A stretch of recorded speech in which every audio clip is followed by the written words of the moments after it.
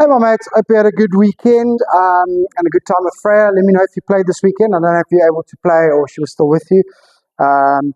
Anyway, obviously I sent you notes last week so you know what to do, but just your video obviously as always as promised.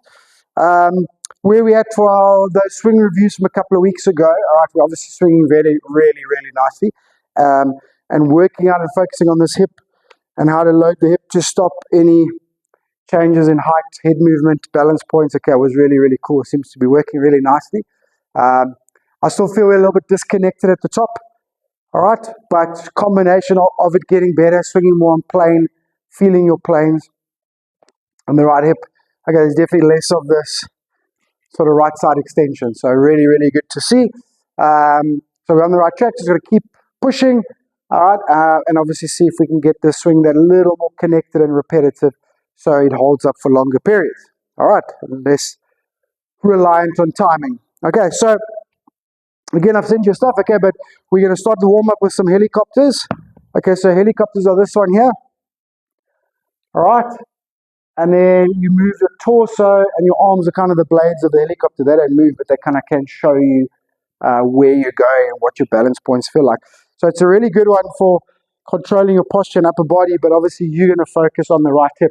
Okay, so load the right hip, keep the knee flex, and see what happens to your posture, see where your blades of your helicopter are.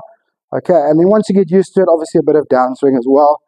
If you're doing right hip on the backswing, you can always do left hip on the downswing and just try to figure everything out to feel it. Okay, so that's a warm-up. Right, then into our wedges. Okay, wedges are important for what we're trying to do. All right, to reconnect, control the length of that swing. But also I feel like our wedge game is a little inconsistent. All right, you do strike and release the wedges so nicely, but you rely on feel on the day. All right, so a lot of days are good, and then some days it's just, not great out of nowhere. So this is going to take that away and make them way more consistent and way more reliable. That we rely on this clock system with your natural release and feel. Okay, so 9 o'clock, the key ingredients here are to feel that the body stops. So the body takes the arm to 9 o'clock and then that's where it stops, because that's kind of what we're going to try and do later in the golf swing. So turn your torso until the arm is at 9 o'clock. Little pause. Okay, and through you go. And then 10 o'clocks. Okay, you obviously do a few of them, right? Lob wedges and sand wedges. Okay, and then turn until 10 o'clock. Stop. Okay, so you stop your turn once you feel like the arm is there, but it's the shoulder moving the arm, yeah? And then 10:30.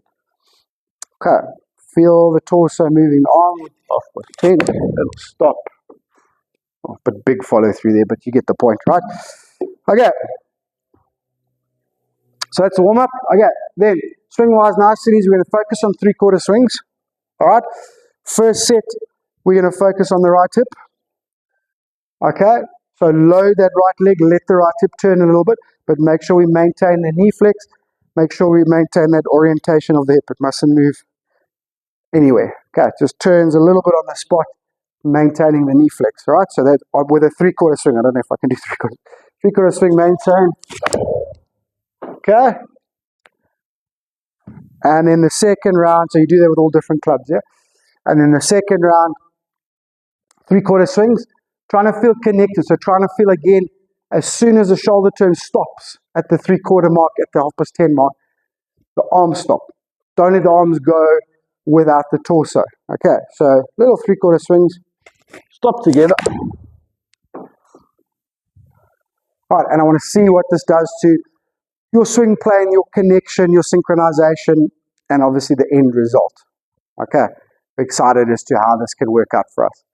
All right, thanks my mates, have a good week, enjoy your practice, we'll chat during the week. Thank you as always.